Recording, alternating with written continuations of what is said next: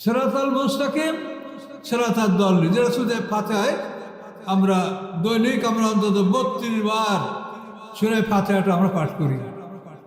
রাস্তা এক জোড়া, সিরাতাল মুস্তাকিম জান্নাতের রাস্তা, সিরাতাদ দাল্লিন জাহান্নামের রাস্তা, ইহুদি খ্রিস্টানদের রাস্তা। তো সম্মানিত শুধু এই পর্বে কিছু কঠিন কথা আছে, সেটা আপনাদেরকে আমি বুঝিয়ে বলার চেষ্টা করব। মানুষের রুহ এক জোড়া, এটা একটু কঠিন আলোচনা। রুহ কি এটা আমরা বলতে পারি যে এটা ভাইটাল ফোর্স, একটা স্পিরিট, এটা আল্লাহর একটা আদেশ, এটার কোনো ব্যাখ্যা আমরা দিতে পারি না। আল্লাহ বলেছেন তোমাদেরকে সামান্য জ্ঞান দান করা হয়েছে, রুহটা হচ্ছে আমার আদেশ। ওয়াস আলুনা কানের রুহ, তারা আপনার কাছে রুহ সম্পর্কে প্রশ্ন করে, তা আপনি বলেন কুলের রুহ হবেন আমরে রব্বি, আপনি বলেন রুহটা আমার রবের আদেশ। এই রুহের কোনো ব্যাখ্যা আমাদের নাই। তো এই বিষয়টা একটু আমাদের আলোচনা দরকার আছে। রুহ এমন একটা জিনিস যে কারণে একটা মানুষ বেঁচে থাকে। একটা মানুষ, একটা প্রাণী বেঁচে থাকে তার ভিতরে রুহ থাকার কারণে। মানুষের দেহের মধ্যে রুহ আছে, যার কারণে আমরা বেঁচে থাকি। কিন্তু আরো 3টা জিনিস মানুষের মধ্যে আছে: নফসে মুতমাইন্না, নফসে লাওয়ামা, নফসে আম্মারা, রূহ। এই 4টা নিয়ে মানুষের আধ্যাত্মিক দেহ। এই দেহটা এক জোড়া, পদার্থের দেহ, আধ্যাত্মিক দেহ। কথা বলতে কোনো কষ্ট হয় আপনাদের? বুঝেন? আলহামদুলিল্লাহ। এই দেহটা এক জোড়া, পদার্থের দেহ। এই যে পানি, মাটি, আগুন, বাতাসের দেহ নিয়ে আমরা বসে আছি, এটা পদার্থের দেহ। কিন্তু এর মধ্যে একটা আধ্যাত্মিক দেহ আছে, সেটা হলো নফসে মুতমাইন্না, নফসে লাওয়ামা, নফসে আম্মারা। এই 3টা নফস, এরা হলো এই দেহের পরিচালক। এই 3 জন কিন্তু 2 জন, ওই যে জোড়া জোড়া বলছি, এই 3 জন নফসে মুতমাইন্না, লাওয়ামা, এরা 2 জন মিলে একজন ভালোর দিকে। নফসে মুতমাইন্না শান্তির আত্মা, সোল অফ পিস, যে আত্মা মানুষের মধ্যে শান্তির সৃষ্টি করে, শান্তির পথ দেখায়। এই নফসে মুতমাইন্নাটা, এটার সহযোগী হলো নফসে লাওয়ামা। লাওয়ামা শব্দের অর্থ হলো অনুশোচনাকারী আত্মা, রিগ্রেটিং সোল, যে আমি এটা কেন করলাম, ভুল হয়েছে আমার, আমি একটা শিশুকে চর মেরেছি, এটা আমার ভুল, অন্যায় হয়েছে, আমি এটা কেন করলাম। এই যে অনুশোচনা যোগায় যে আত্মা, এই আত্মাটাকে বলা হয় নফসে লাওয়ামা। আর নফসে মুতমাইন্না শান্তির আত্মা। এই 2 জন মিলে একজন ভালো। আর নফসে আম্মারা এ হলো সোল এনজয়িং ইভিল, যে আত্মা আপনাকে বারবার পাপের দিকে আদেশ করে, পাপকে আপনার অন্তরে জাগ্রত করে দেয়। এ হলো নফসে আম্মারা। এটাকে কোরআন পাকে আল্লাহ বলেছেন আলহামাহা ফুজুরাহা ওয়া তাকওয়াহা। মানুষের মধ্যে আল্লাহ ঢেলে দিয়েছেন ফুজুর এবং তাকওয়া। ফুজুর হচ্ছে নফসে আম্মারা, আর তাকওয়া হচ্ছে নফসে মুতমাইন্না এবং নফসে লাওয়ামা। আপনাদের একটু কষ্ট হতে পারে, তার কারণ আমাদের সমাজে কোরআনের তাফসীর চালু নাই। এখন আমরা কোরআনের তাফসীর করি, ইউটিউবে যারা দেখেন তারা দেখছে যে আমরা কোরআন ছাড়া কিছু বলছি না। তো ইনশাল্লাহ আমাদের কথা জ্ঞানীরা শুনে সারা পৃথিবীতে, এটা আপনারা একটু খোঁজ করলেই দেখতে পাবেন। আমেরিকায় আমার হাজার হাজার শ্রোতা আছে, আমেরিকা, লন্ডন, অস্ট্রেলিয়া, জার্মান, পৃথিবীর সব দেশে, ভারতে অসংখ্য শ্রোতা আছে আমার। তো আপনারাও জ্ঞানীরা বসে আছেন, তো একটু কষ্ট করে শুনবেন কথাগুলি। গাছাগুলোর কথা আমরা বলতে পারবো না, আর বললে কোনো লাভও নাই। মানুষের মধ্যে ফুজুর এবং তাকওয়া। ফুজুর হচ্ছে নফসে আম্মারা, আর তাকওয়া হচ্ছে নফসে মুতমাইন্না, নফসে লাওয়ামা। ওই 2 জন মিলে একজন অনুশোচনাকারী আত্মা, শান্তির আত্মা, এই 2 জন মিলে একজন। এটা কেন তা বলতে পারেন? কারণ হলো নফসে মুতমাইন্না, নফসে লাওয়ামা, এরা এই দেহটা একটা বগি, এটার সাথে ইঞ্জিন নাই, ইঞ্জিন হলো ভিতরে। এখন এই বগিটাকে উপরে টানতে হবে, তো উপরে টানলে ডবল ইঞ্জিন প্রয়োজন। আপনারা দেখছেন যে ভারতে আমাদের সময় সেরকম পাহাড়ি রেল লাইন নাই, যখন পাহাড়ের উপর থেকে গাড়ি পাস করে তো দুটো ইঞ্জিন স্টার্ট করি, একটা সামনের থেকে একটা পিছন থেকে, তা নাহলে গাড়ি উপরে উঠতে পারে না। তাহলে সিরাতাল মুস্তাকিম রাস্তা, এই রাস্তায় আমাদেরকে পরিচালনা করবে নফসে মুতমাইন্না এবং নফসে লাওয়ামা, এই ডবল ইঞ্জিন।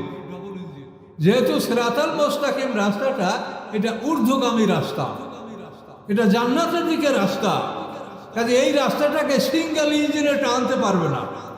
এই জন্য সৃষ্টিকর্তা দয়া করে আমাদের ভিতরে নফসে মুতমাইন্না এবং লাওয়ামা ডবল ইঞ্জিন দান করছে, যে আমাদের এই দেহবগিটাকে উপরের দিকে টানবে। কথা বুঝতে পারছেন? বোঝেন না? কষ্ট হয়। আর নফসে আম্মারা এর নিচে টানবে। নিচে টানার জন্য মানে ইঞ্জিন বন্ধ করে সারিয়ে দিলেও গাড়ি দৌড়ায়। এই জন্য নফসে আম্মারা যেহেতু নিম্নমুখী অধোমুখী রাস্তায় মানুষকে পরিচালনা করে, এই জন্য নফসে আম্মারা সিঙ্গেল ইঞ্জিন, আর নফসে মুতমাইন্না এবং লাওয়ামা এরা দুজনে মিলে এই মানুষের দেহটাকে সিরাতাল মুস্তাকিমে উপরের দিকে তারা টানে। এই জন্য এটা ডবল ইঞ্জিন। আপনাদের খুব ধীরে ধীরে আমি বলবো যাতে একটু বোঝেন। সারা রাত হাক ডাক মারে ওয়াজ করলে কি বললেন না কি হলো না তা না, কিছু না কিছু আপনাকে জ্ঞান অর্জন করতে হবে। তাহলে এখন এই যে মানুষের মধ্যে এগুলোর আর একটু ব্যাখ্যা দেয়, তাহলে আপনি বুঝতে পারবেন মানুষের ঘুম সম্পর্কে আপনারা কি জানেন। আল্লাহ তাআলা কোরআন পাকে বলে, আল্লাহ ইয়াতাওয়াফাল আনফুসা হিনা মাউতিহা ওয়াল্লাতী লাম তামুত ফি মানামিহা ফায়ুমসিকুল্লাতী কাযা আলাইহাল মাউতা ওয়া ইরসিলুল উখরা ইলা আজালিন মুসাম্মা। আল্লাহ বলেন, মানুষ যখন ঘুমায় তখন মানুষের তিনটা নফস দেহ থেকে বের হয়ে যায়। নফসে মুতমাইন্না, লাওয়ামা, আম্মারা, এই তিনটা নফস বের হয়ে যায়, ভিতরে শুধু রুহটা থাকে। যার জন্য আমাদের দেহের মধ্যে রেসপিরেশন, শ্বাস প্রশ্বাস এটা আমাদের জারি থাকে, রুহটা থাকে, আর নফস তিনটা বের হয়ে যায়। এই নফস হল আমাদের পরিচালক, কমান্ডার। তো এখন এই ঘুম যখন আপনি বুঝবেন, মৃত্যুকে বুঝবেন। ঘুমের সময় আপনার তিনটা নফস বের হয়ে যায়, ঘুমালে তিনটা নফস বের হয়, মৃত্যুর সময় শায়রুটা বের হয়ে যাবে, রুহটাও বের হয়ে যাবে। তখন এই নিথর নিস্তব্ধ দেহটা মাটির উপরে পড়ে থাকবে, মাটির দেহ মাটির উপরে পড়ে থাকবে। আর এই তিনটা নফস এবং রুহ যে ফেরেশতারা জান কবজ করতে আসবে, এরা আল্লাহর হুকুমে আল্লাহ যেখানে এদেরকে নিয়ে যেতে বলবেন সেখানে তারা নিয়ে যাবে, হয়তো ইল্লিনে না হয় সিজ্জিনে। ইল্লিন মানে উন্নত স্থান, আর সিজ্জিন মানে কারাগার।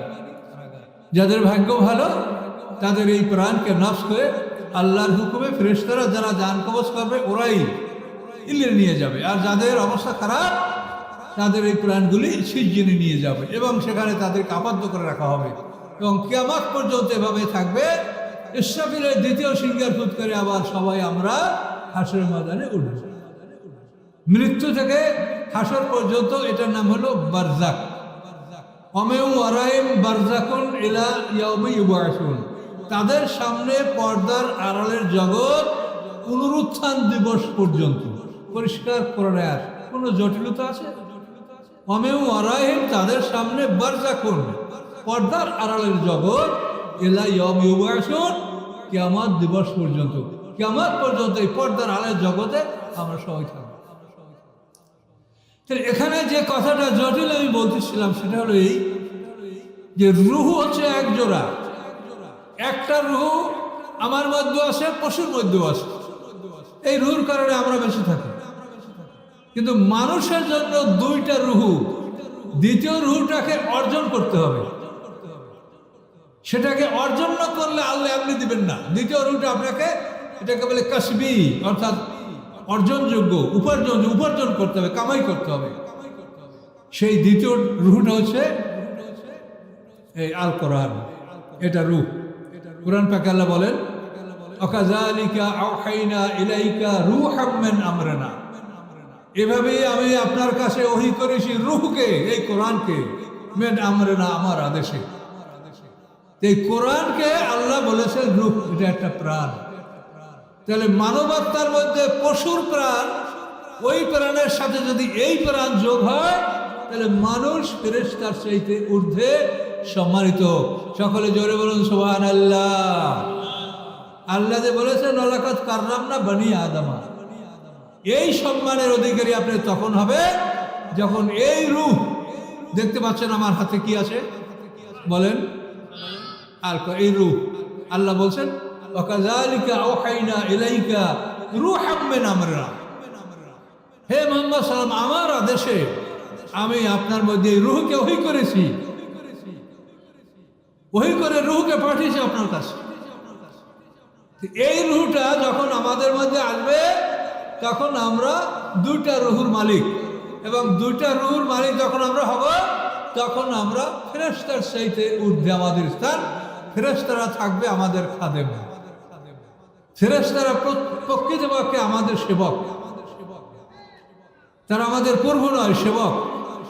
আমাদের কাঁধের উপরে বসে আমলনামা লেখে, আমাদেরকে সংরক্ষণ করে, সব কিছু দায়িত্ব পালন করে। আমরা এখন বসে আছি সবাই, ফেরেশতারা এটা লিখছে কিরামান কাতিবিন। ফেরেশতারা যে লেখে এই আমলনামাটা, এটা মানুষের গলায় কখন লটকানো হয়?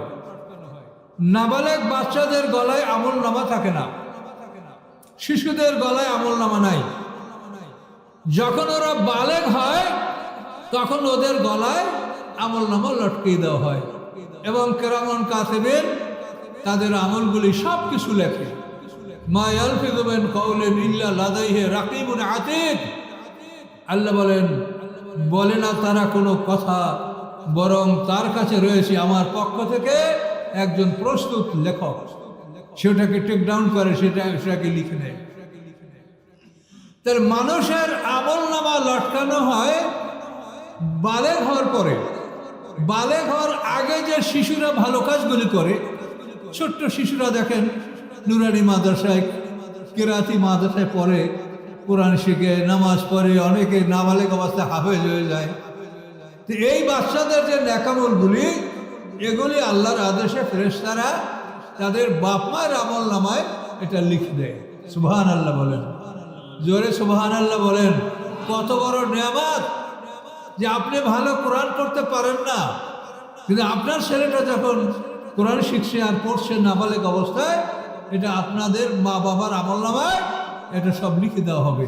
ও বালেগ হওয়ার পর আর পাচ্ছেন না, তারপর আপনাদের ওদের আমলনামা ওদের আমলে লেখা হচ্ছে। এবং এই আমলগুলি যে লেখা হচ্ছে, এগুলি ফেরেশতারা দুইবার আল্লাহর কাছে নিয়ে যায়। এখন যারা ফেরেশতারা ডিউটিতে আছে আমাদের কাঁধে, এরা ফজরের নামাজের সময় আকাশে উড়াল দিবে, আবার ওই সময় আকাশ থেকে একদল জমিনে নামবে, নেমে তারা আমাদের কাঁধে অবস্থান করবে। এই যে ফেরেশতা বদলি হবে, এর মধ্যে চোখের পলক পরিমাণ সময় আমরা এমন পাবো না যে আমাদের কাঁধে ফেরেশতা ছিল না। কথা বুঝতে পারছেন? যখন বাল্যকালে আমরা লেখাপড়া করছি, শিক্ষক বাইরে হয়ে গেছে, আর এক শিক্ষক আসবে, 5 মিনিট দেরি হইতে পারে। এর মধ্যে আমরা কত ভাঙচুর, কত মারামারি, কত হাসি তামাশা করে ফেলছি ক্লাসে, সারাকে করছি না আমরা। কিন্তু এই যে ফেরেশতা বদলি হয়, আপনি চোখের পলক দিতে পারবেন না। এরা গেল, দ্বিতীয় দল এসে আপনার কাঁধে অবস্থান করলো। এখন ডিউটি যারা করছে তারা ফজর নামাজের সময় চলে যাবে, ওই সময় আকাশ থেকে একদল নামবে, তারা সারাদিন ডিউটি করে আসরের পর চলে যাবে। ওরা আসরের পর আকাশ উঠে যাবে, আবার ওই সময় রাতের ডিউটি করার জন্য আকাশ থেকে ফেরেশতা নেমে তারা আমাদের কাঁধে আসন গ্রহণ করবে। কি বুঝতে পারছেন সিস্টেম? প্রতিদিন 2 বার ফেরেশতা বদলি হয়, ফজরের সময় এবং আসরের পরে। এই যে ফেরেশতা বদলি হয়, তো এই ফেরেশতা বদলের ব্যাপারে আল্লাহ বলেছেন মুআক্কিবাত, মানে একের পর এক আসতে থাকে। এর মধ্যে একটা বিশেষ মর্যাদার বিষয় আছে, সেটা হলো এই যে ফজরের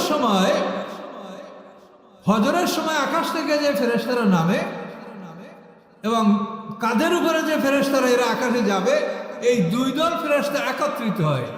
এটা কোরআন পাকে সূরা বনী ইসরাঈলে বলা আছে, ইন্না কোরআন আল ফাজরে কানা মাসউদা, ফজরের নামাজের কিরাতের সময় ফেরেশতারা উপস্থিত থাকে। জাহাঙ্গীর আমার আরেকটা সোয়েটার দাও, একটু কেমন গরম ঠান্ডা লাগতে পারে, ওরা দিবে, ব্যাগের মধ্যে সোয়েটার আছে। তো এখানে আল্লাহ বলেছেন ইন্না কোরআন আল ফাজরে, ফজরের কিরাত কানা মাসউদা, ফেরেশতাদের উপস্থিতিতে এটা সংঘটিত হয়ে থাকে। এই জন্য তাফসীর কাররা বলেন যে ফজরের নামাজটা ডবল রেকর্ড হয়। মানে এখন আপনার আমার কাঁধে যে ফেরেশতারা আছে এরাও এটা রেকর্ড করবে, আর আকাশ থেকে যারা নামবে তারাও এই নামাজটা রেকর্ড করবে। এই জন্য ফজরের নামাজটা ডবল রেকর্ড হয়। সুবহানাল্লাহ বলেন। বড় নেয়ামত ফজরের নামাজ, কিন্তু সেই নামাজটায় আমরা সবচাইতে মসজিদে উপস্থিতি কম থাকে, ঠিক কিনা বলেন? সবচাইতে বড় নেয়ামত যেটা, সেখানে উপস্থিতি কম। তার কারণ এই বিষয়গুলি আমরা জানি না। আমি আপনাদেরকে যা বলছি প্রত্যেকটা কথা আমি কোরআন থেকে বলছি কিনা ভেবে দেখেন।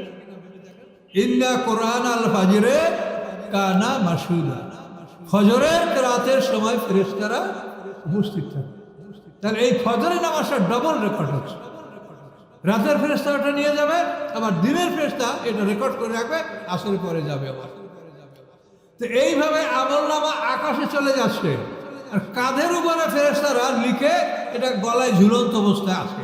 তাহলে এক জোড়া পেল, সৃষ্টি জোড়া জোড়া বলছি না, এখানে এক জোড়া আপনি পেলেন। তো এখন এইভাবে আল্লাহর সৃষ্টি সব জোড়া জোড়া, কিন্তু এই কথাটা সবচেয়ে জটিল যে এই রুহুকে যদি আমরা অর্জন করতে না পারি, তাহলে আমাদের মধ্যে একটা প্রাণ আসে, এই প্রাণ পশুর আছে, তখন আমরা এবং পশু সমান। আল্লাহ বলছে না, তোমরা পশুর চাইতে অধম। তার কারণ তোমাদের মধ্যে একটা প্রাণ আছে, কিন্তু তোমাদের মধ্যে যে মানুষ হিসাবে বুদ্ধি জ্ঞান আছে সেটা তো পশুর নাই।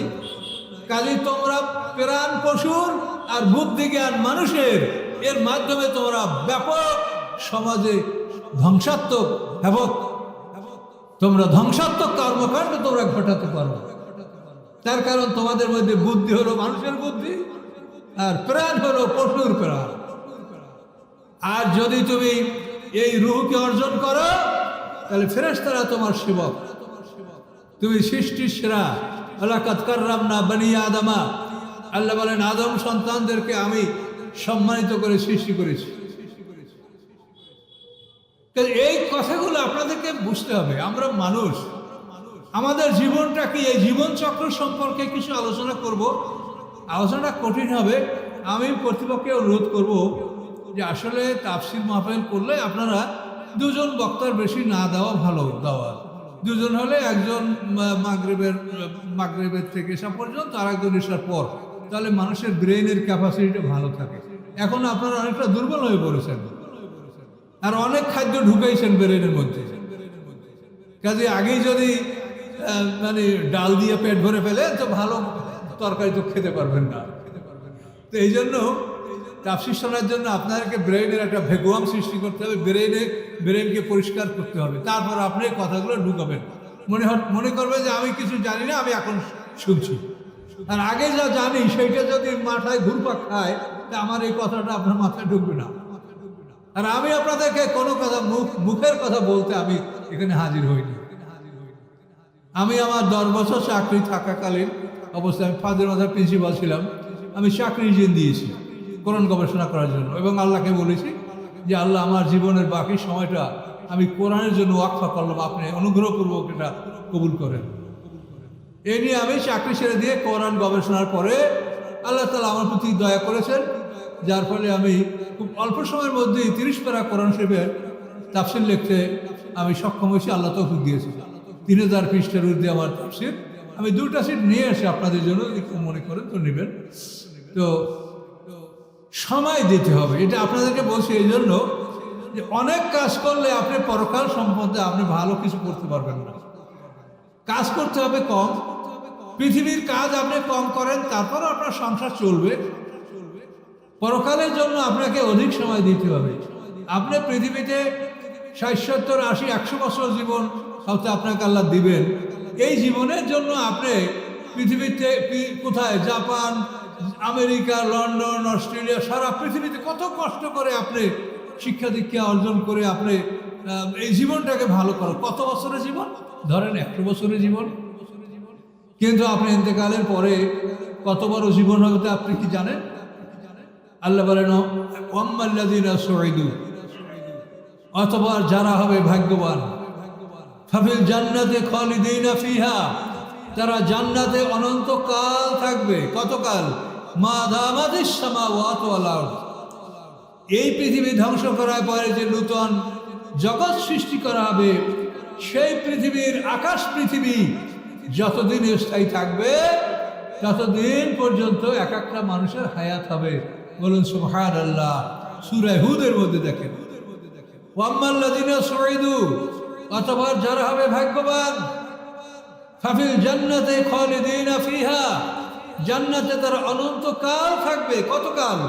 মা দামাতিস সামাওয়াতু ওয়াল আরদ, ওই আকাশ পৃথিবী ধ্বংস হবে, ওই জগতের আকাশ পৃথিবী যতদিন স্থায়ী থাকবে ততদিন পর্যন্ত একটা মানুষের হায়াত হবে। আতান গায়রা মাজুস, তাদের অনুদান যা কখনো বন্ধ হবে না। আম্মাল্লাযীনা শাকু, অথবা যারা হবে দুর্ভাগ্যবান, ফাফিন নার, তারা আগুনে অবস্থান করবে। খালিদিনা ফিহা, কথায় তারা অনন্তকাল থাকবে। কতকাল? মা দামাতিস সামাওয়াতু ওয়াল আরদ, যতক্ষণ পর্যন্ত ওই জগতের আকাশ পৃথিবী স্থায়ী থাকবে ততক্ষণ পর্যন্ত তাদের হায়াত থাকবে। তারপরে ইল্লা মা শা রাব্বুকা, এরপরে আপনার রব যা ইচ্ছা তাই করবে। ইন্না রাব্বাকা ফাআলুন লিমা ইউরিদ, আপনার রব যা ইচ্ছা তাই করেন, তাকে জিজ্ঞাসা করার ক্ষমতা কারো নাই। আল্লাহকে প্রশ্ন করার অধিকার আমাদের কারো নাই, এটা জেনে রাখতে হবে। লা ইউসআলু আম্মা ইয়াফআলু ওয়া হুম ইউসআলুন, আল্লাহ যা করেন তাকে জিজ্ঞাসা করার কেউ অধিকার রাখে না, কিন্তু অন্য সবাই জিজ্ঞাসিত হবে। সারেন্ডার করতে হবে তার কাছে। মহাবিশ্বের মহামালিক, মহাজ্ঞানের অধিকারী, তিনি কি কাজ কি জন্য করেন সেটাকে আমরা বুঝবো। কাজে আমরা এটা কেন হয় এগুলো আল্লাহ সম্পর্কে কোনো প্রশ্ন করা যাবে না। বুঝলে আলহামদুলিল্লাহ, না বুঝলে আলহামদুলিল্লাহ, যে আল্লাহ আমার জ্ঞানের অভাব, আপনি জ্ঞান দান না করলে আমি এটা বুঝতে সক্ষম হব না। তো সম্মানিত সুধী, এই বিষয়টা খুব জটিল। এই ওহী আকাযালিকা আওহাইনা ইলাইকা রূহাম মিন আমরিনা মা কুনতা তাদরি মাল কিতাবু ওয়ালাল ঈমান। আল্লাহ বলেন আপনি জানতেন না ঈমান কি, কিতাব কি, এটা আপনি জানতেন না, আপনাকে আমি জানিয়ে দিয়েছি। এই রূহ কোরআন আপনার উপরে আমি অবতীর্ণ করেছি। এই কোরআনকে আমাদের অর্জন করতে হবে। এই কোরআনের জ্ঞান অর্জন করা ফরজ, আর আলেমদের জন্য এটা প্রচার করা ফরজ। কি বলছি? এই কোরআনের জ্ঞান অর্জন করা আপনাদের জন্য ফরজ, এবং আলেমদের জন্য এই কোরআন প্রচার করা ফরজ। জাহাঙ্গীর, তোমরা শুনতে পেয়েছো? আমার একটা সোয়েটার নিয়ে আসো ব্যাগ থেকে। আলহামদুলিল্লাহ। তাহলে এই কোরআন প্রচার করা ফরজ। আল্লাহ পরিষ্কার করেন, তাকে বলেন ইয়া আইয়ুহার রাসূল বাল্লিগ, হে রাসূল আপনি প্রচার করুন। বাল্লিগ মানে আপনি তাবলীগ করুন। তাবলীগ করা ফরজ। কি তাবলীগ করবেন? মা উনজিলা ইলাইকা মির রাব্বিক, যা আপনার রবের পক্ষ থেকে আপনার উপরে অবতীর্ণ হয়েছে, এইটা আপনি তাবলীগ করেন। এই তাবলীগ করা ফরজ। কিন্তু আপনি তাবলীগ করেন যদি কোরআনকে বাদ দিয়া ওই 6 উসুলের বই, 9 উসুলের বই, তাহলে আপনি কি আল্লাহর হুকুম মানলেন? আমি তো সরাসরি কোরআন থেকে বলছি। ইয়া আইয়ুহার রাসূল বাল্লিগ, হে রাসূল আপনি তাবলীগ করুন। কি? মা উনজিলা ইলাইকা মির রাব্বিক, রবের পক্ষ থেকে যা অবতীর্ণ হয়েছে তোমাদের প্রতি, সেইটা তুমি তাবলীগ করো। তো কোরআন তাবলীগ করো। আমি তাবলীগের ভাইদেরকে বলেছি যে দেখেন, আপনারা একটা ভালো দল, আপনারা কাকরাইল থেকে 30টা জামাত সারা দেশে পাঠান এবং 30টা জামাতকে 30 পারা কোরআন ভাগ করে দিয়ে দেন। 30টা জামাতকে 30 পারা কোরআন ভাগ করে দেন যে তোমরা এই 40 দিনে 1 পারা কোরআন তোমরা সব জায়গায় যেখানে তোমরা যাচ্ছ এটা প্রচার করবে। যেটা সহজ হয় না? তাহলে তো এই একটা ব্যাসেই তো পুরো কোরআন তাবলীগ হয়ে যেতে পারে। তো আমি তাদেরকে বলেছি, কিন্তু তারা মনে করে যে আমি তাবলীগের সমালোচনা করি। তারা যা বলে বলো, আমার দায়িত্ব আছে, আমাকে এটা বলতে হবে। কে কি আমাকে বললো সেদিক তাকানোর অবকাশ আমার নাই, আমাকে সে আল্লাহ বলেন নাই।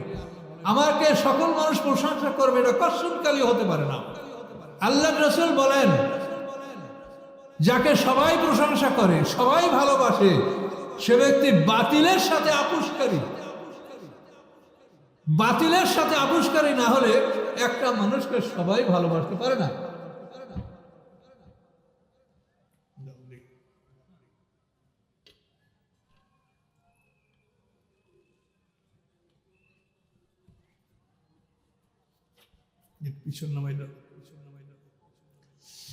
তো সম্মানিত সুধী, একদিনে যদি আমি অনেক কথা বলার চেষ্টা করি তা আপনারা ভালো বুঝতে পারবেন না। এই জন্য আমি বেশি বলবো না, যেটুক বলছি সেটুক বোঝেন। এই কোরআন আলেমদের জন্য প্রচার করা ফরজ, আর আপনার জন্য শেখা ফরজ। এইটা নিয়ে হাসর ময়দানে প্রশ্ন করা হবে, আপনার খাতা দেখা হবে, এই আপনার আমলনামা, এই আর এই প্রশ্নপত্র, এইটা খুলে এখানে কি চাওয়া হয়েছে, আপনি এখানে কি উত্তর দিয়েছেন, এইটা দেখে আপনার আমলনামার উপরে রেজাল্ট করা হবে। কোনো সন্দেহ আছে? এই কোরআন হচ্ছে আপনার প্রশ্নপত্র। এই কথাটা বুঝাতে একটু পিছনে আবার যেতে হয় যে এই পৃথিবীটা হচ্ছে পরীক্ষার হল, এটা বসবাসের জায়গা না, এটা পরীক্ষার হল। এখানে আমরা পরীক্ষা দিব, পরীক্ষা দেওয়া শেষ হয়ে গেলে আমাদেরকে আল্লাহ তাআলা সংরক্ষণ করে রাখবেন ইল্লিন সিজিনে। সবাই পরীক্ষা শেষ হয়ে গেলে এই পরীক্ষার হলটাকে ভেঙে দেওয়া হবে। পরীক্ষার হল কি বলেন? এই দুনিয়া। বলেন, কোন ভয় নাই। পরীক্ষার হল কি? দুনিয়া। সকল ব্যাচের পরীক্ষা শেষ হলে পরীক্ষার হলটাকে ভেঙে দেওয়া হবে। আমরা এক ব্যাচ পরীক্ষা দিয়েছি, এর আগে অনেক ব্যাচ পরীক্ষা দিয়েছে। আমাদের প্রশ্নপত্র হচ্ছে আল কোরআন। আমাদের পূর্বে যারা পরীক্ষা দিয়েছে তাদের প্রশ্নপত্র আল কোরআন ছিল না, তাদের প্রশ্নপত্র ছিল মুসা আলাইহিস উম্মতে ছিল তওরাত কিতাব, দাউদ আলাইহিস উম্মতের প্রশ্নপত্র ছিল জাবুর কিতাব, ঈসা আলাইহিস উম্মতের প্রশ্নপত্র ছিল ইনজিল কিতাব, মুহাম্মদ সাল্লাল্লাহু আলাইহি উম্মতের প্রশ্নপত্র হচ্ছে আল কোরআন। কি কথা বুঝতে পারেন না কোনো সমস্যা আছে? বুঝতে হবে। তাহলে এই আল কোরআন হচ্ছে প্রশ্নপত্র, এর উত্তরপত্র হলো যেটা আমাদের গলায় লটকানো আছে, আর একটা কপি আল্লাহর কাছে দৈনিক 2 বার জমা হচ্ছে। তাহলে এই হচ্ছে প্রশ্নপত্র, গলায় লটকানো আমলনামা উত্তরপত্র। নাবালেগ বাচ্চাদের গলায় থাকে না, বালেগ হওয়ার সাথে সাথে এটা গলায় লটকানো হয় এবং এটার উপরে লেখা হয়। তাহলে এ হলো প্রশ্নপত্র, এ হলো উত্তরপত্র, গলায় লটকানো আমলনামা। সকল ব্যাচের পরীক্ষা শেষ হয়ে গেলে এই পরীক্ষার হলটাকে ভেঙে দেওয়া হবে, আর যাদের পরীক্ষা নেওয়া হয়েছে তাদেরকে আটকিয়ে রাখা হয়েছে, সুরক্ষিত করে রাখা হয়েছে। কোথায়? ইল্লিনে এবং সিজিনে। ইসরাফিল সাহেবের দ্বিতীয় সিংহার করে আমরা সবাই হাসরের ময়দানে মাটির ফুটি ফুটি আমরা বেড়ে উঠব। ওঠার পরে আমরা সেই মাঠে বড় হব, সেই মাঠে আমাদেরকে হাউজে কাউসারের পানি পান করানো হবে, সেই মাঠে আমরা সবাই উলঙ্গ উঠব, কিন্তু আমাদের সেই মাঠে পোশাক দেওয়া হবে। যে যে পোশাকের যোগ্য তাকে সেই পোশাক দেওয়া হবে। সবাই ছোট্ট এবং উলঙ্গ, কামা বাদাকুম তাউদুন। ছোট্ট আয়াত আল্লাহ। যেভাবে সৃষ্টির সূচনা করা হয়েছে, দ্বিতীয়বার সৃষ্টি ওভাবেই করা হবে। কামা বাদাকুম তাউদুন। প্রথমবার যেভাবে সৃষ্টি করা হয়েছে, দ্বিতীয়বার ওভাবেই তোমাদেরকে ফিরিয়ে আনা হবে। সব ছোট্ট এবং উলঙ্গ। মা ফাতেমা, আয়েশা, খাদিজা যাই বলেন, সবাই ছোট্ট উলঙ্গ। তো কে কার সমালোচনা করবে? এইটা নিয়ে অনেক সময় অনেক নাটকীয় কথা বলা হয়, আলেমরা বলে এটা ভুল কথা।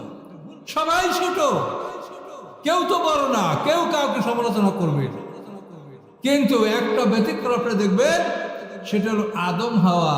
এই দুইটা লোক ছোট্ট এবং উলঙ্গ উঠবে না, এরা বড় এবং পোশাক পরা অবস্থা হাসির মাঝে উঠবে। তার কারণ আল্লাহর আয়াত হলো কামা বাদা কুম তাউদুন। তাহলে আদম হাওয়াকে প্রথমবারে এরকম ছোট্ট সৃষ্টি করা হয় নাই, তারা পুরো একটা যুবক যুবতী মানুষ, কুমার কুমারী মানুষ, দুইটা বড় মানুষ আল্লাহ পোশাক সহ সৃষ্টি করেছেন। এই জন্য আদম হাওয়া হাসরে ময়দানে উলঙ্গ উঠবে না। এই দুইটা মানুষ, বড় দুইটা মানুষ, কুমার কুমারী যুবক যুবতী দুইটা মানুষ হাসরে ময়দানে উঠবে। সবাই আমরা দেখে চিনতে পারবো এই দুইটা লোক আমাদের পিতামাতা, এই দুইটা লোকের সবাই আমরা বংশধর, আমরা সবাই ভাই ভাই। আমরা কেন পৃথিবীতে এত মারামারি কাটামাটি করলাম, কি জন্য করলাম? আমরা তো আবার সবাই এক জায়গায় হাজির হয়েছি, কেন করলাম? এই অনুভূতিটা আপনাদের এখন আসুক, এটা আমরা চাই। আর তাফসীরের মাধ্যমে এটাই উদ্দেশ্য যে আপনারা এই বিষয়টা এখন বোঝেন, এখন বুঝলে কাজে আসবে। কিন্তু মৃত্যুর ফেরেশতা হাজির হয়ে গেলে তখন আপনি যাই বলবেন কোনো কাজে আসবে না। আমল কবুল হওয়ার একটা সময় আছে, কিরামান কাতিবিন এই আমল আমাদের লেখে। তো এই আমল কবুল হওয়ার সর্বশেষ সময় হলো যে আমাদের কাছে যখন মৃত্যুর ফেরেশতা হাজির হবে, তখন এই কিরামান কাতিবিন আমল নামা বন্ধ করে চলে যাবে। চলে যাওয়ার পরে আমরা সবাই আল্লাহর কাছে অনুরোধ করব, তখন সবাই ঈমানকে এটা বুঝতে পারবে। এই জন্য মৃত্যুর আর এক নাম হলো ইয়াকিন। ওয়াবুদু রাব্বাকা হাত্তা ইয়াতিয়াকাল ইয়াকিন। ইয়াকিন মানে মৃত্যু, মৃত্যুর নাম ইয়াকিন। তার কারণ মৃত্যুর সময় সবাই বিশ্বাস করবে যে নবী রাসূলুল্লাহ সত্য কথা বলেছে। সেই জন্য মৃত্যুর ফেরেশতা দেখতে পেয়ে মানুষ বলবে রব্বির জিউন, আল্লাহ আমাকে ফিরিয়ে নেন। আল্লাহ ওরা আমাকে টাইনে বাইর করে নিয়ে আসে প্রাণটা, আল্লাহ প্রাণটা আমার মধ্যে ফিরিয়ে দেন, রব্বির জিউন। তাহলে আমি কি করব? লাল্লি আমালু সালিহান ফিমা তারাকতু, আমি যে ভালো কাজগুলি এতদিন করি নাই সেই কাজগুলি আমি করব। আল্লাহ আমার প্রাণটা ফিরিয়ে দেন। আল্লাহ বলেন কাল্লা, কখনোই না, তোমার সময় শেষ হয়ে গেছে, কোনোভাবেই তোমাকে আর এক মুহূর্ত সময় বাড়িয়ে দেওয়া হবে না। আল্লাহ বলেন ইন্না কালিমাতুন হুয়া কাইলুহা, এটা আমার একটা বাক্য যেটা সবাই বলবে, কিছু কাজ হবে না। আমি ওয়ারাইম বারযাকুন ইলা ইয়াউমি ইউবাসুন। তাহলে আপনাকে জেনে রাখতে হবে যে আমল কবুল হওয়ার সর্বশেষ সময় হলো মৃত্যুর ফেরেশতা উপস্থিত হওয়ার পূর্বক্ষণ পর্যন্ত। মৃত্যুর ফেরেশতা উপস্থিত হয়ে গেলে কোনো নেকামল আর আপনার কবুল হবে না। সেই সময় কাফেররা বলবে রব্বির জীবন প্রাণ ফিরিয়ে দেন, মুমিনরা বলবে রব্বি লাউলা আখারতানি ইলা আজালিন করিব, হে আমার রব যদি আপনি আমাকে একটু সময় দান করেন, ফাসাদদাকা ওয়া আকুম মিনাস সালিহিন, আমি সৎকার করব, আমি ভালো হয়ে যাব। এটা বলবে মুমিনরা, যে মুমিনরা নেকামল করে নাই, ঈমান ছিল কিন্তু নেকামল করে নাই। আর কাফেররা বলবে আল্লাহ প্রাণ ফিরিয়ে দেন। তাহলে মৃত্যুর ফেরেশতা উপস্থিত হয়ে যাওয়ার পরে কোনো মানুষের নেকামল কবুল হবে না। কিন্তু আপনারা তো অনেকে দোয়া করেন আল্লাহ মুবাতের সময় যেন মুখে কলমা জারি হয়। মুবাতের সময় মুখে কলমা জারি হলে কি হবে বলেন? কোনো লাভ হবে না। ফেরাউনের নাম শুনছেন না? ফেরাউন, মুসা আলাইহিস সালামের জামাই ফেরাউন, ওলীদ ইবনে মাসআব। এই ফেরাউন যখন লোহিত সাগরে ডুবতেছিল তখন সে কি বলেছিল? আমানতু আন্নাহু লা ইলাহা ইল্লাল্লাযী আমানাত বি বানু ইসরাঈল ওয়া আনা মিনাল মুসলিমিন। লোহিত সাগরে যখন 10,60,000 বাহিনী সহ ফেরাউন যখন ডুবে যাচ্ছিল তখন ফেরাউন আল্লাহর প্রতি ঈমান আনলো। সেই ভাষাটা কোরআনে উল্লেখ করা আছে। আমানতু, সে বলল আমি ঈমান আনছি, আন্নাহু লা ইলাহা, নিশ্চয়ই নাই কোনো ইলাহ, নাই কোনো মাবুদ, নাই কোনো উপাস্য, ইল্লাল্লাযী, সেই মাবুদ ছাড়া, আমানাত বি বানু ইসরাইলা, বনি ইসরাইলা যে মাহবুদের উপরে ঈমান এনেছে সেই আল্লাহ, সেই মাহবুদ ছাড়া আর কোনো মাহবুদ নাই। ও আনা মিনাল মুসলিমিন, আমি মুসলমানদের একজন। এভাবে তার ঈমানটা সম্পূর্ণ কোরআনে আল্লাহ তুলে দিয়েছেন। যখন এইভাবে সে ঈমান আনতেছিল, বাক্যগুলি বলছিল, একবার জিবরিল আমিন কাদা তুলে কাদা দিয়ে ওর মুখ চেপে ধরছে। তাফসীরের ভাষা বা দাসা জিব্রাইল, জিব্রাইল কাদা দিয়ে তার মুখ চেপে ধরলো। ও করছে আর বলতে পারছে না। আল্লাহ বলে, ও জিব্রাইল, তুমি আর মুখ চেপে ধরলে কেন? জিব্রাইল বলে, আল্লাহ, ওকে আমি বলতে দিব না আপনার রহমান রহিম দয়ালু। ও যদি বারবার বলে আমান্তু আমান্তু আমান্তু, তাহলে আপনার ঈমান কবুল করতে পারেন। কাজে আমি ওকে আর বলতে দিব না, আমি কাদা দিয়ে মুখ চেপে ধরছি। আল্লাহ বলেন, কেন তুমি এত শত্রুতা কেন করো? তখন জিবরিল আমিন বলেন যে, আল্লাহ, মুসা আলাইহিস সালামের সাথে যখন এই ফেরাউন জাদুর মোকাবেলা করেছিল খোলা মাঠে, এবং ফেরাউনের জাদুঘররা সেজদায় পড়ে ঈমান আনলো, ফেরাউনের জাদুঘররা পরাজিত হলো। ওই বৈঠকে ফেরাউন বলছিল, আনা রব্বুকুমুল আলা, আমি তোমাদের সবচেয়ে বড় রব। জিবরিল আমিন বলে, এই কথা যখন ও বলেছে তখন আমি ক্ষিপ্ত হয়ে গেছি যে তুই বড় রব, তোর এত ক্ষমতা, যে তোর রবগিরি আমি দেখবো যে তুই বড় রব কেমন করে হলি। ফেরাউন এইভাবে ঈমান আনার পরে আল্লাহ কি বললেন? এই বেটা, এখন এখন তুই এখন ঈমান আনছ, অকথা আসাই তো কবলো। এইমাত্র তুই ইতিপূর্বে তুই আবার নাফরমানি করলি, মুসা আলাইহিস সালামকে হত্যা করার জন্য বাড়ি থেকে বের হয়েছে তুই। আকুনতা মিনাল মুফসিদিন, তুই ছিলি পৃথিবীর মধ্যে একটা বিপর্যয় সৃষ্টিকারী মানুষ।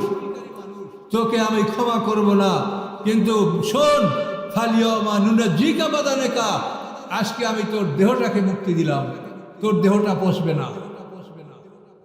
মিশরের জাদুঘরে 8টা রামিসিস আছে, হয়তো আপনারাও কেউ দেখে থাকতে পারেন। সেখানে 2 নাম্বার হলো এই ফেরাউন যে মুসা আলাইহিস সালামের সাথে নাফরমানি করেছে। এই লাশের কাছে লেখা আছে গায়রু মুমি, এই লাশটা মুমি করা নয়, এটা আল্লাহ তাআলা এভাবে সংরক্ষণ করেছেন মানুষকে নিদর্শন দেখানোর জন্য যে এই ফেরাউন মুসা আলাইহিস সালামের সাথে নাফরমানি করেছে, মুসা আলাইহিস সালামকে হত্যা করার জন্য তার পশ্চাৎ করেছে। তাহলে সম্মানিত সুধী, এই আইন কানুন আপনাকে জানতে হবে। দিন মানে আইন, আর ইসলাম মানে শান্তি, শান্তির আইন। দিন শব্দের অর্থ জীবন বিধান, আইন, এটি সম্পূর্ণ আইন কানুন। আপনি মরার সময় ঈমান আনলে কোনো লাভ হবে না, আল্লাহ গ্রহণ করবে না। ঈমান গ্রহণ করাটা সময় আছে। মৃত্যুর সময় যদি আল্লাহ ঈমান গ্রহণ করত, তাহলে পৃথিবীর একটা লোক দোজখে যেত না। মৃত্যুর সময় সব মানুষ ঈমান আনছে। এখন আপনারা সারা জীবন ঈমান নিয়ে কষ্ট করলেন, আর ও মৌতের সময় বলবে ঈমান আছি আর আল্লাহর ঈমান কবুল করবে, তাহলে আপনারা কষ্ট কেন করলেন? মৃত্যুর সময় কোনো মানুষ ঈমান আল্লাহ কবুল করবেন না। এই বিষয়গুলি আপনাদেরকে ধীরে ধীরে জানতে হবে। 23 বছর বসে কোরআন নাযিল হয়েছে, এটাকে আমরা যদি তাড়াহুড়া করি তাহলে আমরা কিছুই আপনাদেরকে বুঝাতে পারবো না। কারণ এই জন্য জিনিসটা ধীরে ধীরে বুঝতে হবে যে আল্লাহর সকল সৃষ্টি জোড়া জোড়া, আল্লাহ একা বেজোড়। এই যে সারা পৃথিবীর মানুষ দেখেন, এই যে আমরা আলেমরা বলি যে মানুষ হলো উম্মতে মুহাম্মাদীর 73 দল, এ কথা ঠিক না। তার কারণ সূরা তাগাবুনের 2 নম্বর আয়াতটা দেখেন, সেখানে আল্লাহ বলেছেন হুয়াল্লাযী খালাকাকুম, তিনি আল্লাহ যিনি তোমাদেরকে সৃষ্টি করেছেন, আমিনকুম কাফের আমিনকুম মুমিন, তোমাদের প্রথম দলটা কাফের, দ্বিতীয় দলটা মুমিন। সমগ্র পৃথিবীর মানুষ 2 দল, মুমিন এবং কাফের, এর বাইরে কোনো দল নাই। যে লা ইলাহা ইল্লাল্লাহ বলে সে মুমিন, যে লা ইলাহা ইল্লাল্লাহ বলে না সে কাফের। এই মানুষ 2 দলে বিভক্ত। এখন যারা লা ইলাহা ইল্লাল্লাহ বলে তাদেরকে আল্লাহ পরীক্ষা করে বেহেশত দিবেন, এটা কোরআনে পরিষ্কার বলা আছে যে আমি পরীক্ষা ছাড়া তোমাদের মুখে বলবা যে আমি আল্লাহর প্রতি ঈমান এনেছি, এভাবেই তোমাকে ছেড়ে দেবো, এটা হবে না। এটা আল্লাহ কোরআনে পরিষ্কার বলেছেন। তাহলে মানুষ হলো 2 দল, মুমিন এবং কাফের, এর বাইরে কোনো দল নাই। যারা লা ইলাহা ইল্লাল্লাহ বলে তারা মুমিন, তারা আপনার ভাই। আর দল যারা করেন দলে কোনো আপত্তি নেই। আমাদের দেশে হাজার হাজার লাখ লাখ স্কুল আছে, কোনো সমস্যা নাই। ওই স্কুলগুলি সব বোর্ডের সিলেবাস মেনটেন করে, সিলেবাস ফলো করে। কাজে আপনি যদি সিলেবাস মান্য স্কুল করেন তা আপনার স্কুল করাতে কোনো আপত্তি নাই। কি বলতে পারছেন? তা আপনি দল করেন, যে দল করেন করতে পারেন, কোনো আপত্তি নাই। সিলেবাস যদি আপনি পালন করেন, আল কোরআন সিলেবাস, এইটা আপনার সিলেবাস থাকবে। আপনার দল যাই সেটাই দলের নাম রাখেন, দলের নাম রাখার কোনো আপত্তি নেই। কি বুঝতে পারছেন? কিন্তু সিলেবাস যদি ঠিক না থাকে তা আপনার স্কুলের একটা ছাত্র পাস করবে না, আর যা ভোগ দখল করছেন টাকা পয়সা সব ফেরত দেওয়া লাগবে। এটা কিনা বলেন? কাজে এখন দেখতে হবে যে সিলেবাস ঠিক আছে কিনা। কি সিলেবাস কি ঠিক আছে? আমাদের সিলেবাস ঠিক নেই। আমরা এক এক দলের এক এক কথা, এক এক মত। সিলেবাস আমাদের ঠিক নেই। দল করে আপত্তি নাই, স্কুল যত আপত্তি নাই। এই স্কুলগুলি সব একই বোর্ডের সিলেবাস ফলো করে। কাজে প্রত্যেকটা স্কুল থেকে একটা সার্টিফিকেট বের হয়, ওই সমস্ত সার্টিফিকেটগুলোর সমান মূল্য। তা আপনি একটা দরগা খানকা যাই আছে, সেখান থেকে আপনি একটা মানুষকে মুসলমান বানাবেন, মোমেন বানায়া তাকে ওখান থেকে ছেড়ে দিবেন। কিন্তু আপনি আপনার দল সৃষ্টি করেন, তাহলে রেডি হন, আল্লাহর কাছে যান। এই দল সৃষ্টি করার পরিণামটা আপনার কি হয় এটা আপনি দেখতে পাবেন। আল্লাহ পরিষ্কার বলেছেন, আল্লাযীনা জাআলুল কুরআনা ঈদিন, যারা এই কোরআনকে খণ্ড বিখণ্ড করলো, ওয়া রাব্বিকা, হে মুহাম্মদ আপনার রবের কসম, লানাসআলান্নাহুম আজমাইন, আমি তাদের সবাইকে জিজ্ঞাসা করব। কোরআনকে খণ্ড বিখণ্ড করার অর্থ হলো, একজনের কোরআন থেকে আল্লাহ বলছেন সকাল সন্ধ্যা জিকির করো, তার ওই জিকিরটা উনি নিয়ে নিছেন, নিয়ে ওনার দরগায় আপনি যাবেন, যত ওয়াজ শুনবেন সব ওয়াজের মূল হলো সকাল সন্ধ্যা জিকির করো, জিকির করে বহুল বলি আল্লাহ হয়ে গেছে, জিকির করলে তোমরা বেঁচে চলে গেলে বাস। তাহলে আর কোরআনের যে ৬,৬৬৬ আয়াত তাতে কি বলা হয়েছে? সে তালিম তার মধ্যে নাই। কারণ এই জন্য এই বিষয়গুলি, তো এই বিষয়গুলি আপনাদেরকে বুঝতে হবে। দেখেন, আমরা একটা জিনিস মনে রাখেন, একটা লোক যদি ফরজ ওয়াজিব পালন করে তাতে সে ভেসতে যাবে। তারপর যদি সুন্নাত নফল আমল করে তো ভেসতের দরজা বন্ধ হবে। কি বলতে পারছেন কথা? আমার কথা বলছেন না কেন? বোঝেন নাই? একটা মানুষ যদি ফরজ ওয়াজিবগুলি পালন করে, হারাম মাকরুহ তাহরিম এগুলোতে বর্জন করে, তাতে সে ভেসতে যাবে। যদি সে আরো নেকামল করে, অর্থাৎ নফল মুস্তাহাব সুন্নাত ভালো আমল করে, মানব সেবা করে, তাহলে তার দরজা বন্ধ হবে। তো এই জন্য আমাদের সর্বপ্রথম এই কোরআন থেকে ফরজগুলিকে খুঁজে বের করতে হবে, যে ফরজ কি কি আমাদের আছে। এই ফরজগুলি অনুসন্ধান করেন। এই ফরজগুলি অনুসন্ধান করতে গেলে আমরা দেখতে পাবো যে আমরা অনেক ফরজের আমল আমরা জানি না, আমরা করি না। যেমন দেখেন, আকিমুস সালাতা ওয়া আতুজ যাকাত, এটা তো কোরআন শরীফে বহুবার আসে। অনেকে বলে 82 না 82 বার আসে নাই, কিন্তু কোরআনে অনেকবার আসছে এই কথাটা।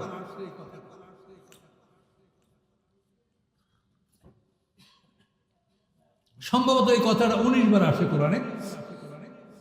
সম্মানিত শুধু আকিমুস সালাতা ওয়া আতুজ যাকাতা, সালাত কায়েম করো, যাকাত দাও। এখন যাকাত কিভাবে দিবেন এইটা কি আপনারা জানেন? আমার মনে হয় জানেন না। নামাজে যেরকম 13 ফরজ, যাকাতে তেমনি 13 ফরজ। যাকাতে 13 ফরজ, নামাজেও 13 ফরজ। এই জন্য দুইটা জিনিসকে আল্লাহ তাআলা পাশাপাশি একই আয়াতে উল্লেখ করেছেন। নামাজে 13 ফরজ আহকাম আরকান, আপনি 6টা বাইরে 7টা ভিতরে আহকাম আরকান 13 ফরজ। কিন্তু যাকাতেও 13 ফরজ। যাকাতে 13 ফরজ হচ্ছে 5টা খাত থেকে যাকাত আদায় করতে হবে। 5-এর 1, 10-এর 1, 20-এর 1, 40-এর 1 পশুর যাকাত। এই 5টা খাত থেকে যাকাত আদায় করতে হবে। আদার খাতে 1 নম্বর যাকাত হচ্ছে 5-এর 1। এই 5-এর 1 যাকাত হচ্ছে আল্লাহর রাসূল তিনি হাদিস বর্ণনা করেছেন, অফিল মাদানে ওয়ার ফিকাজে আল খুমুস, গুপ্তধন এবং খনিজ সম্পদে 5 ভাগের 1 ভাগ যাকাত দেওয়া ফরজ। তো এখন আমাদের যে খনিজ সম্পদ, গুপ্তধন হলো কেউ লুকানো টাকা যদি মাটিতে পান, মাটির নিচে, ওটার 5/1 জাকাত হবে, বাকি 4 আপনার জন্য হালাল। আর খনিজ সম্পদ, তেল, গ্যাস, এক কথায় মাটির নিচ থেকে আমরা যেগুলো উত্তোলন করি, এগুলা খনিজ সম্পদ, এইটার জাকাত হলো 5/1। বাংলাদেশে দৈনিক হাজার হাজার কোটি টাকার গ্যাস বিক্রি হয়, এটা আমাদের নিজস্ব সম্পদ, এটা পাবলিক প্রপার্টি, আপনার আমাদের সবাই সম্পদ। যারা সরকারে থাকে তারা আমাদের পক্ষ থেকে দায়িত্ব পালন করে, কিন্তু ওই জিনিসটা তো আমাদের সবার পাবলিক প্রপার্টি এটা। তাহলে এখন দেখেন দৈনিক যতটা গ্যাস উঠে, এই গ্যাসের 5/1 টাকা জাকাত ফান্ডে জমা করতে হবে, এটা আল্লাহ খরচ করে দিয়েছেন। তাহলে আপনি ভাবেন, এবং এইটার কোনো মেয়াদ নাই। আপনার ব্যবসার টাকা 1 বছর পার হইলে জাকাত হবে, নগদ টাকা হাতে থাকলে 1 বছর পার হইলে জাকাত হবে, কিন্তু এইটার ওই রকম মেয়াদ নাই।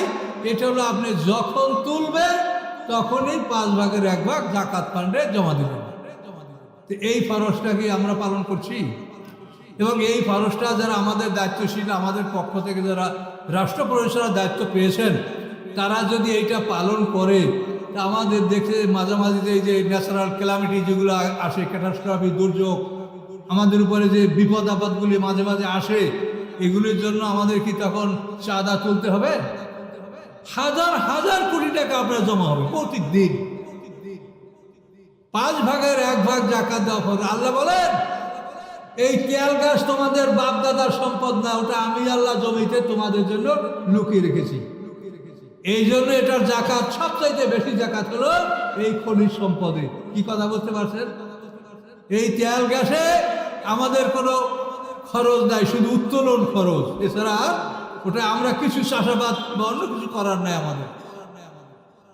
এইটা হলো 5/1 জাকাত, 5/1। 2 নম্বর জাকাত হচ্ছে 20/1। 20/1 জাকাত হলে আল্লাহ রসুল বলেন, যে সমস্ত ফসলগুলি বৃষ্টির পানিতে হয়, নদীর পানিতে উৎপন্ন হয়, এই ফসলগুলির 10/1 জাকাত দেওয়া ফরজ। ধান, গম, ভুট্টা, তারপরে মানে এক কথায় সমস্ত উৎপাদন, চীনাবাদাম, কলা, গোলালু, পেঁপে, বেগুন, আপনি যা কিছু উৎপাদন, আনারস, যা কিছু উৎপাদন করেন, এটার নেশাব হলো 26 মণ। 5 অষাঢ়, এই 26 মণ থেকে উপরে যাদের এই ফসলটা হবে, তারা তার 10/1 জাকাত দিবে। এটা আল্লাহ তাআলা ফরজ করে দিয়েছেন। এবং এটা সমস্ত ফসলে। ইমাম আবু রহমতুল্লাহ বলেন, শুধু জ্বালানি কাঠ, লকড়ি যেটা চুলায় জ্বালানো হয়, এবং পশুর খাদ্য ঘাস, এই 2টা জিনিসে জাকাত হবে না। এছাড়া সমস্ত বস্তুতে জাকাত দেওয়া, 10/1 জাকাত দেওয়া ফরজ। এবং এটার সম্পর্কে আল্লাহ কোরআন পাকে পরিষ্কার বলেছেন, ওয়াতু হাক্কা ইয়াউমা হাসাদি, তোমরা এই জাকাতটা আদায় করো, তোমরা যখন ফসল কাটো তখনই এটার জাকাত তোমরা দিয়ে দাও। আপনি আম বাগানের আম ভাঙছেন, তো আম বাগানে তো 2টা, একটা আম গাছেই 26 মণ আম হবে। এই আম বাগানের শত শত মণ আম, এই আমগুলির আপনি 10/1 জাকাত দিবেন। এবং আল্লাহ বলছে, তুমি যেদিন ফল কাটো সেদিনই তুমি দিয়ে দাও। ওয়াতু হাক্কাহু ইয়াউমা হাসাদি, হাসাদ মানে কর্তন করো। এই যে আল্লাহ তাআলা সরাসরি কোরআনে এই কথাগুলো বলেছেন, এগুলি কি আপনারা জানেন? লজ্জাবোধ করবেন না। এটা না জানা তো আমরা দায়ী, আমরা বললে তো জানতেন আপনারা। নামাজের হক আমার কাছে আরো ফরজ জানেন, এটা জানতেন না? তাহলে আমরা কোরআন থেকে কথা না বলার কারণে আপনারাও জানেন না, আমরাও ফরজ তরক করছি। তার কারণ পুরো কোরআন প্রচার করা আমাদের জন্য ফরজ। কারণ এই জন্য আমি কি বলবো, যদি অনেক কথা বলতে যাই, ডাক্তার সাহেবের সাথে যে আলাপ করার ইচ্ছা ছিল, সে আলোচনা আমি যেতে পারছি না। তার কারণ আমি মনে করছি এগুলি আরো জরুরি, যে জাকাতের 13টা ফরজ জানা আরো জরুরি, এটা ফরজ। তাহলে 5/1, এই পাইলেন 10/1। যে সমস্ত ফসলগুলি বৃষ্টির পানিতে, নদীর পানিতে উৎপন্ন হয়, যে সমস্ত গাছগুলি শিকড় দিয়া মাটির রস খেয়ে ফল দেয়, এগুলিকে আর আশারিয়ান। এই সব ধরনের ফসলে 10 ভাগের 1 ভাগ জাকাত দেওয়া ফরজ। নেশাব হলো 26 মণ। 26 মণের কম যাদের পাবেন যারা, তাদের জাকাত দিতে হবে না। 26 মণ থেকে উপরে যারা যাবে তাদের এটা জাকাত দিবেন। 26 মণের পরে যদি আপনার 1 মণ আধা মণ বেশি হয় তারও জাকাত হবে না। 26 মণের পরে আবার এই নেশাবের 5 ভাগের 1 ভাগ যদি বাড়ে তার সেটা জাকাতের আওতায় আসবে। 5 ভাগের 1 ভাগ, 5 ভাগের 2 ভাগ, এভাবে করে করে 5 ভাগ পর্যন্ত কাল তো দ্বিগুণ হয়ে যাবে। তো মোট কথা 26 মণ। তারপরে খুচরা যদি 1 কেজি, 8 কেজি, 10 কেজি, আধা মণ, এটা হবে না। ওটার আবার 5 ভাগের 1 ভাগ যদি বাড়ে তখন সেটা জাকাতের আওতায় আসবে। এইভাবে আপনি এই ফসলগুলির জাকাত দিবেন।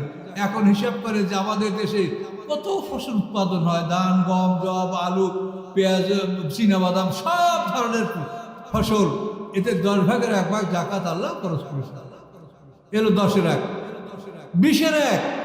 এই ফসলগুলি উৎপাদন করতে যদি আপনার সার লাগে, সেচ লাগে, ঔষধ লাগে, সার্বক্ষণিক মজুর খাটান লাগে, কিষাণ খাটান লাগে, তাহলে আপনি এইটার জাকাত দিবেন 20 ভাগের 1 ভাগ। আল্লাহ অর্ধেক কমাই দিয়েছেন। সার, ঔষধ, সেচ, রেগুলার কিষাণ লাগলে এই ফসলগুলিতে আপনার জাকাত হবে 20 ভাগের 1 ভাগ। মানে 26 মণে 10 ভাগের 1 ভাগ না, ওটার 20 ভাগের 1 ভাগ আপনার জাকাত হবে। 5-এর 1, 10-এর 1, 20-এর 1, 3, 40-এর 1। এটা হলো নগদ টাকা, সোনারূপা, ব্যবসার মাল। এটা 1 বছর যদি আপনার হাতে জমা থাকে তাহলে এই 3টা সোনা, রূপা, ব্যবসার মাল এবং ব্যবসার নিয়তে যে জিনিসগুলি আপনি স্টক করেন, কেনা বেচা করেন, এগুলির উপরে জাকাত হয়। 40-এর 1, 5-এর 1, 10-এর 1, 20-এর 1, 40-এর 1। এরপর পশুর জাকাত। পশুর জাকাত হলো বকরি 40টা একটা, গরু 30টা একটা, ঘোড়া পোষলে প্রত্যেকটা ঘোড়া 1-1 দিনার। আল্লাহ রাসূল হাদিসে বর্ণনা করেন, ফিকুল্লে ফারাসেন সায়মাতেন দিনারুন। প্রত্যেকটা সায়মা পশুর প্রতি 1-1 দিনের একটা স্বর্ণ মুদ্রা বাৎসরিক জাকাত। পশু 2 প্রকার, সায়মা, আলুফা। সায়মা হলো যে পশুগুলি নিষ্কর জমিতে ঘাসকে লালিত পালিত হচ্ছে, ফ্রি প্যাচুরেজ, কর মুক্ত চারণভূমি, যে জমির কেউ খাজনা দেয় না, ওষুধ দেয় না, সরকারি ফ্রি জমির, বিরাট জঙ্গল বা বিরাট চর, ওখানে ওই পশুগুলি লালিত পালিত যদি হয় তো ওই পশুর জাকাত হবে। এবং যে পশু আলুফা, অর্থাৎ যে পশুকে আপনি খাদ্য কিনে খাওয়ান, সেই পশুর জাকাত হবে না। কিন্তু সেই পশুরও জাকাত হবে একটা ক্ষেত্রে, যে পশুগুলি আপনি ব্যবসার জন্য কিনেছেন, এই টাকায় কিনেছেন, দাম বাড়বে তখন বেচবেন। ব্যবসার নিয়তে যখন এই পশু কিনবেন তখন আপনার টাকার উপরে জাকাত হবে, পশুর উপরে হবে না। কথাটা বুঝতে পারছেন? তাহলে 5-এর 1, 10-এর 1, 20-এর 1, 40-এর 1। 5-এর 1, 10-এর 1, 20-এর 1, 40-এর 1 পশুর জাকাত। এই 5টা খাত থেকে জাকাত আদায় করা ফরজ। আদায় করার পরে এই জাকাতটা আপনি 8টা খাতে ব্যয় করবেন। সূরা তাওবার 60 নম্বর আয়াতে দেখেন, ইন্নামাস সাদাকাতু লিল ফুকারায়ে ওয়াল মাসাকিনা ওয়াল আমিলিনা আলাইহা ওয়াল মুআল্লাফাতি কুলুবুহুম ওয়া ফির রিকাবে ওয়াল গারিমিনা ওয়া ফি সাবিলিল্লাহ আবনাস সাবিল। এই 8টা খাত সেখানে উল্লেখ আছে। এই 8টা খাতে আপনি এই জাকাতের সম্পদ আপনি ব্যয় করবেন। তাহলে 8 আর 5 13। তাহলে আপনার নামাজে যেরকম 13 ফরজ, জাকাতে তেমনি 13 ফরজ। এখন আমরা বড় বড় ওয়াজ করবো, কিচ্ছা করবো, কাহিনী করবো, আর ফরজ আপনি জানবেন না, তাহলে আপনারও বিপদ, আমারও বিপদ। কি কথা বুঝতে পারছেন? এই জন্য কোরআনের এই বিষয়গুলি, এগুলি আপনাদের জানার চেষ্টা করতে হবে। আমরা কি করতে পারবো? একটা মানুষ কি করতে পারে? আলেম ওলামাদের মধ্যে অনেক আছেন যারা কোরআনের তাফসীর বিরোধিতা করেন। এটা বলা উচিত না, তারপরও বলছি যেটা বাস্তব সত্য, যার জন্য আমাদের অনেক ব্যাখ্যা হয়। তো যাই হোক, আল্লাহ তাআলা ভালো জানেন, সবাই আমরা আল্লাহর কাছে যাব। তো এই জন্য আপনারা কোরআনকে আপনারা শেখার চেষ্টা করেন। আমার জন্য আপনারা দোয়া করেন, আমি দোয়া চাচ্ছি আপনাদের কাছে। আমার তাফসীর লেখা হয়ে গেছে, আল ওয়াদার 11টা বই বের হয়েছে, রাসূলের জীবনী আমার বের হয়েছে। এরপর এখন আরেকটা কিতাব, মানে কোরআনের শব্দার্থ সহ 30 পারা কোরআন, এটা আমি লিখেছি, লেখা কমপ্লিট, এবং আমার এটা পূর্ব দেখাও হয়ে গেছে। হয়তো 2-1 মাসের মধ্যে এই বইটাও 1400 পৃষ্ঠা একটা বই হবে, এই বইটা ইনশাল্লাহ বের হবে যদি আল্লাহ তৌফিক দেয়। এবং এগুলি আপনারা পড়লে খুব সহজে কোরআনের তাফসীর বুঝতে পারবেন। আপনাদের কাছে যে তাফসীরগুলি আসে এগুলি সব বিদেশি লেখকের, একটাও বাংলাদেশি লেখকের না। তো ওইটা বাঙালিরা বাংলায় তর্জমা করছে, যার জন্য জটিলতা দূর হয়নি। আর আমরা বাঙালি, আমরা বাংলা ভাষায় কথা বলি, বাঙালিরা বাঙালির তাফসীর আমাদের লেখা, এটা পড়তে আপনাদের খুব সহজ লাগবে এবং পড়লেই পড়তে ইচ্ছা করবে ইনশাআল্লাহ। তো যাই হোক, যার ভাগ্যে আসে তারা এটা পড়বে, কিন্তু আমাদের দাওয়াত আমরা দিলাম। তাহলে আপনি এখন কি বুঝতে পারলে যে এই যে ফরজগুলি, নামাজে 13 ফরজ, জাকাতেও 13 ফরজ, এইভাবে অনেক ফরজ রয়েছে যেই ফরজগুলি সম্পর্কে আমরা সচেতন না, অথচ ফরজ তরক করে কোনো মানুষ জান্নাতের আশা করতে পারে না। বলেন পারে? ফরজ তরক করে জান্নাতের আশা করতে পারে? দেখেন, আল্লাহ বলছেন আকিমুস সালাহ, নামাজ কায়েম করো। সেই আল্লাহ বলেন আন আকিমুদ্দিন, তোমরা আমার আইনগুলি প্রতিষ্ঠা করো। তো এখন যে আল্লাহ আপনাকে আকিমুস সালাহ বলেছে, নামাজ কায়েম করো, বেনমাজি কুকুরের সহিত অধম মনে করেন, সেই আল্লাহ একই শব্দ দ্বারা বলছেন আকিমুদ্দিন, তোমরা আমার আইনগুলি সমাজে প্রতিষ্ঠা করো। এখন আমরা সমাজে যদি আল্লাহর আইন প্রতিষ্ঠা করার চেষ্টা না করি, তাহলে কি আমরা মুমিন হব? দিন কায়েম হবে কি হবে না আল্লাহ জানে। আল্লাহ বলছেন তুমি চেষ্টা করো, আমরা দিন কায়েমের চেষ্টা করব। যদি না করি, এটা ফরজ তরকের গুনাহ হবে। আকিমুস সালাহ আকিমুদ্দিন, আল্লাহ বলেন আমার আইন প্রতিষ্ঠা করো। আল্লাহর আইনের সুযোগ সুবিধা কি শুনলে আপনারা অবাক হয়ে যাবেন। আল্লাহর আইনে বিচার ব্যবস্থাটাকে বলা হয় হুদুদ কেসাস তাজির। আর আমাদের সমাজে যে ফৌজদারি আদালত আইন আছে, এটা 1860 সনে পাক ভারত উপমহাদেশ থেকে মুসলমানদের কাজী পদ বিলুপ্ত করে সেখানে ফৌজদারি আদালত আইন ব্রিটিশরা প্রবর্তন করেছে। এখন আপনারা জানেন আপনাদের বিচার ব্যবস্থা কি? ফৌজদারি আদালত। কিন্তু আপনাদের বিচার ব্যবস্থা যা কোরআনে আছে সেটার নাম হলো হুদুদ কেসাস তাজির। একটু বলেন আমার সাথে, হুদুদ কেসাস তাজির। হুদুদ হলো আল্লাহবাদী কেস। আল্লাহবাদী কেস হচ্ছে 5টা: চুরি, ডাকাতি, জেনা, জেনার অপবাদ, শরাব পান করা। এই 5টা কেস হচ্ছে আল্লাহবাদী কেস। এই কেসের বিচারের নাম হচ্ছে হুদুদ। মারামারি, কাটাকাটি, খুনাখুনি, এগুলো হলো মানুষবাদী কেস। এরপরে সাধারণ যে অপরাধগুলি জেনারেল কেস। হুদুদ কেসাস তাজির, এইটা হলো সিরাতাল মুস্তাকিমের দণ্ডবিধান। কিন্তু এটার আপনারা নামও জানেন কি? না জানার জন্য দায়ী কারা? আমরা। আমরা এখানে বহু টাকার বিনিময়ে আপনাদের কাছে বড় বড় ওয়াজ, লম্বা লম্বা ওয়াজ করি, কিন্তু ফরজের কথা বলেছি যে এই ফরজগুলো আপনাদের মধ্যে নাই। এই জন্য আপনারা এই যে হুজুগের সমাজ, মন খারাপ করবেন না। অমুক ভালো বক্তা এই লাইন দিয়ে পড়ছে, হেলিকপ্টার, ইলেকট্রন, বিমানে আসবে বক্তব্য, আপনার এটাই হলো বড় বক্তা।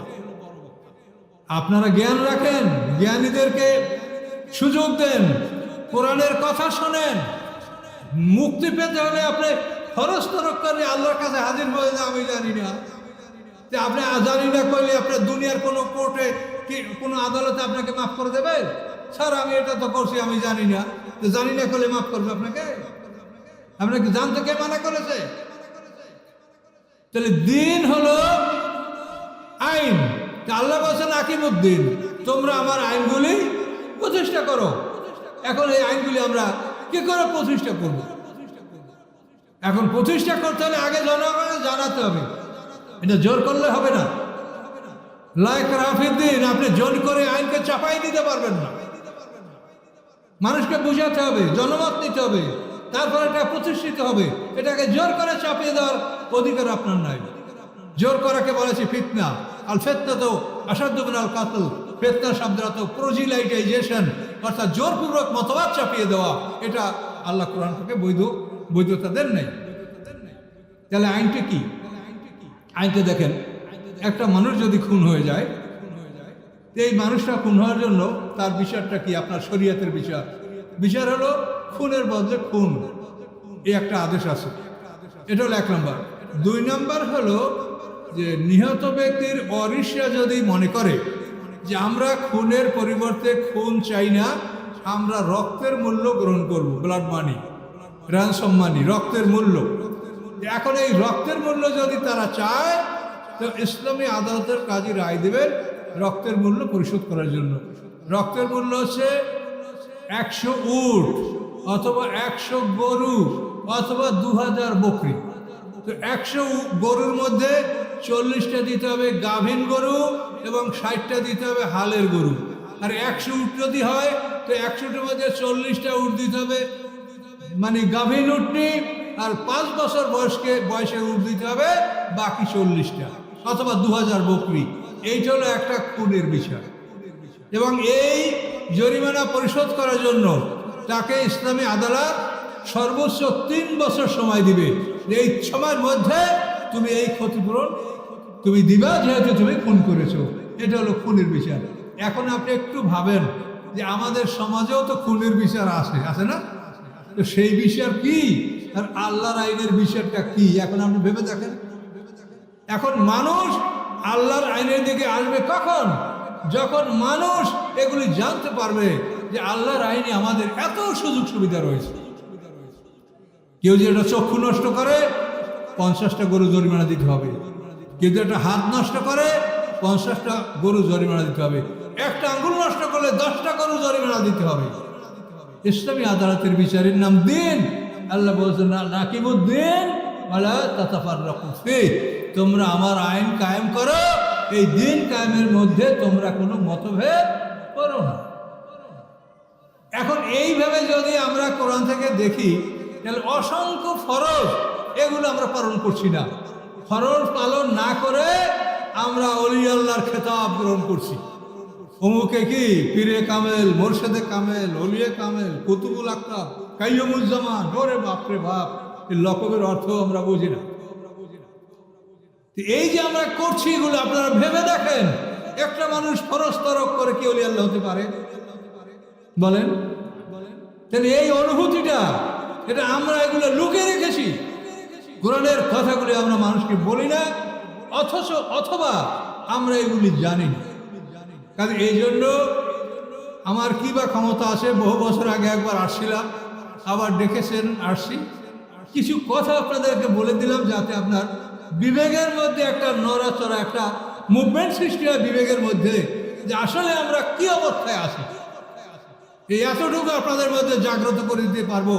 আমি এই বিষয়গুলি তো আপনাদেরকে ব্যাপকভাবে বলতে পারছি না, যে এই বিষয়গুলি কোরআনে যেভাবে আছে, দণ্ডবিধান, হুদুদ, কিসাস, তাজির, অর্থনীতিতে কত বিশাল আলোচনা আছে, প্রত্যেকটা ক্ষেত্রে কোরআনে বিশাল আলোচনা আছে।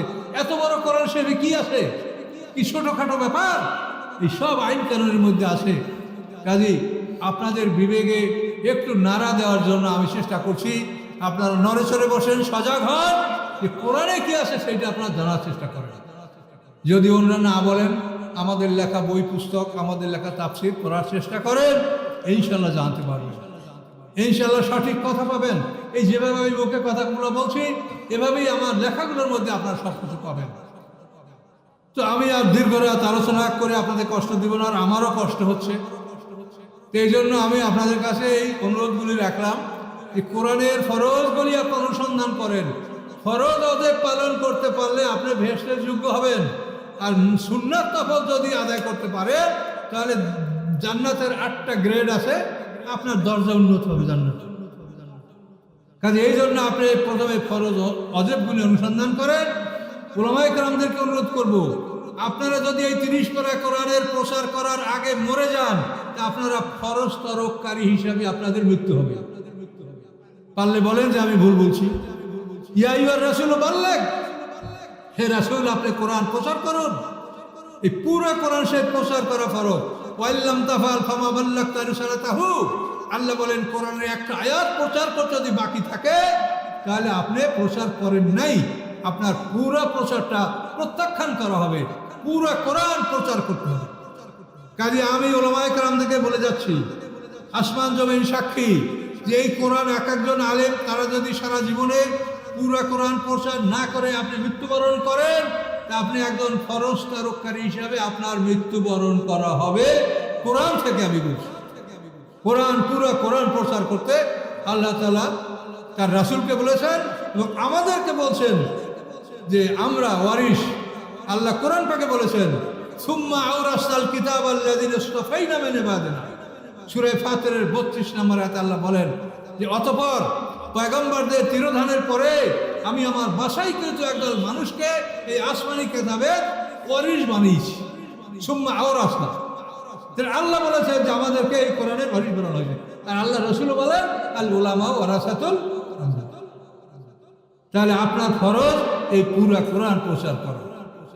তো ভাই ডাক্তার সাহেব, আমি আপনাকে আবারও বিনীতভাবে অনুরোধ করছি যে আপনার জীবনে যতদিন বেঁচে আছেন আপনি কোরআনের প্রচারের জন্য মানুষকে ডাকেন। তাতে যা আসবে আসবে, যা না আসবে আপনার দায়িত্বটা পালন হবে। জীবনে আপনি অনেক কিছু আল্লাহ আপনাকে করতে তৌফিক দিয়েছে, আপনি বাকি জীবন এটা আপনি চেষ্টা করে যান। আল্লাহ আমাদের থেকে চেষ্টাটাই চাচ্ছে। আমরা যে করতেই পারবো এটা আল্লাহ বলছেন যে লা ইউকাল্লিফুল্লাহু নাফসান ইল্লা উসআহা। কোনো মানুষকে তার সাধ্যের বাইরে আমি তার উপরে কোনো বোঝা চাপাই না, এটা আল্লাহ বলে দিয়েছেন।